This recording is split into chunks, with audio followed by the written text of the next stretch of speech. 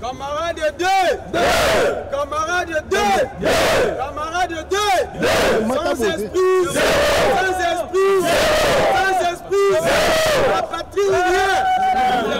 La patrie ou rien. Nous lèvons. Très bien.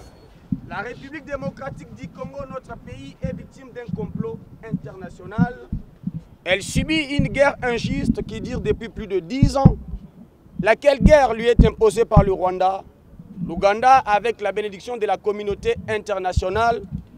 Et elle vit dans une insécurité entretenue par ceux qui tirent profit de cette situation d'instabilité permanente, laquelle a coûté la vie à plus de 10 millions de Congolais.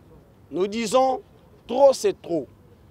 La jeunesse estudiantine a toujours joué, joue et jouera le rôle prépondérant dans la défense de l'intégrité de la libération même du territoire national, quel qu'en soit le prix. La représentation des étudiants du Congo refuse d'enterrer les morts, d'observer les deuils et de vivre comme esclave dans son propre pays. Aucun Congolais de cette génération ne peut oublier ces génocides restés impunis en plein 21e siècle. La représentation des étudiants du Congo constate avec regret qu'aucune condamnation n'a été émise à l'égard du Rwanda et de l'Ouganda pour la violation du territoire de la République démocratique du Congo, nous laissant ainsi croire au protectorat de la communauté internationale que nous tenons pour responsable.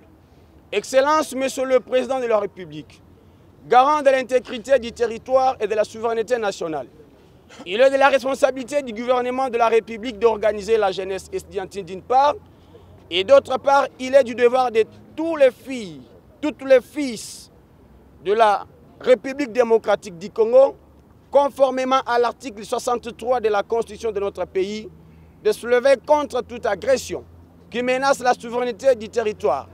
La règle s'érigera en barrière face à toute tentative de balkanisation de notre pays.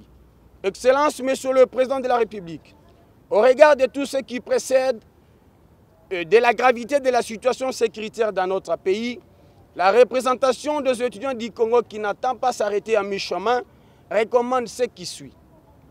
1.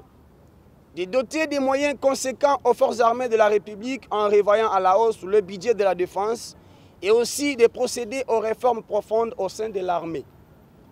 De proclamer d'état d'urgence conformément aux articles 85 et 145 de la Constitution. De rompre les relations diplomatiques avec l'Ouganda en expulsant son ambassadeur accrédité dans notre pays et rappeler notre ambassadeur en poste en Ouganda pour consultation à Kinshasa. Disez de vos prérogatives constitutionnelles afin de dénoncer et sanctionner tous les complices internes et externes qui s'évertuent à entretenir la guerre à l'est et à l'ouest, précisément dans les Kwamut. D'intensifier à travers les 26 provinces l'enrôlement de jeunes au service militaire en vue de défendre la mère patrie agressée. D'accorder une audience à la représentation des étudiants en vue d'exprimer de vive voix à votre haute autorité nos propositions pour un meilleur accompagnement de votre action en ce moment critique de l'histoire de notre pays.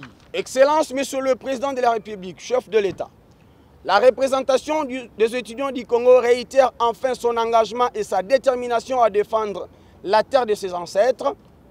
Elle prend à témoin les citoyens du monde entier et informe l'opinion nationale qu'internationale que pour l'amour de la patrie, rien ne pourra l'arrêter, même pas la mort.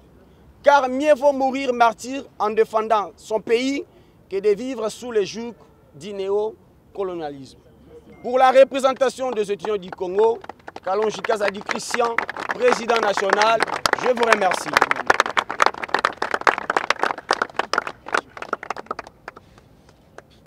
Monsieur le directeur des cabinets de l'honorable président de l'Assemblée nationale, nous vous remettons à main propre notre mémorandum que vous allez transmettre à l'honorable président de l'Assemblée qui, lui, à son tour, le déposera aux mains propres du chef de l'État, Félix Antoine Tshisekedi, président de la République, pour qui nous avons répondu présent à son appel lancé à la jeunesse pour former, bien entendu, des groupes de vigilance contre l'agression dans notre pays et victimes, je dis, et je vous remercie.